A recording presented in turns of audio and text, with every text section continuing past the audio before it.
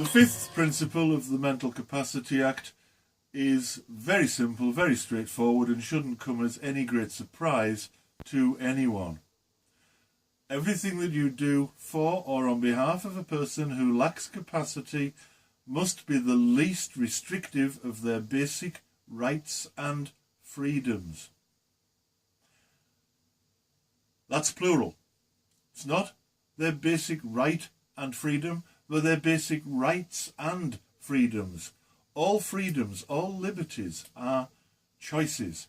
And this Act covers them all. It's not just about locked doors. It's not just about whether or not someone can go outside.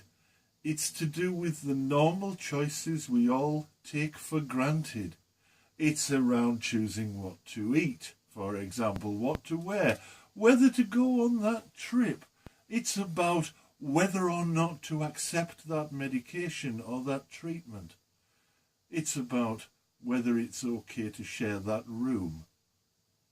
Now, obviously, there are practicalities to consider, particularly if you're running a care home or a hospital, and it may be that there is no practical, reasonable way to meet all of those choices, and that's fair enough. But it needs to be justified, and if it can't be justified, then we need to revert back to that fifth principle. That does not mean, for example, that we have to arrange everything, but it does mean that we may not be able to prevent it.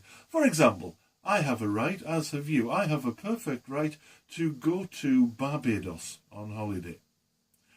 Unfortunately, I don't have enough money to go to Barbados on holiday, so I can't go. The fact that you have to respect my right to go to Barbados doesn't mean that you have to find the money to send me. So the first thing I need to say is don't get too worked up about the fact that people have rights. Of course they have rights, just as you have rights, and the rules that apply to you also apply to them. What I don't want to do, though, is lull you into a false sense of security. There are things that if you have accepted the duty of care, if you've accepted responsibility for providing this person with care and accommodation, and if part of that care package involves that person getting to the local temple or church or mosque, then you have a responsibility to assist. You don't necessarily have a responsibility to make everything happen that they want, but you do have a responsibility to help them where possible and necessary to meet those basic requirements of human right. And remember that religious freedom is still a right in this country. Hopefully it will remain so after Brexit, but certainly until Brexit, it still is. People have a human right to the freedom of religious expression, and if their religion requires them to attend church twice a week, then that's what they must do.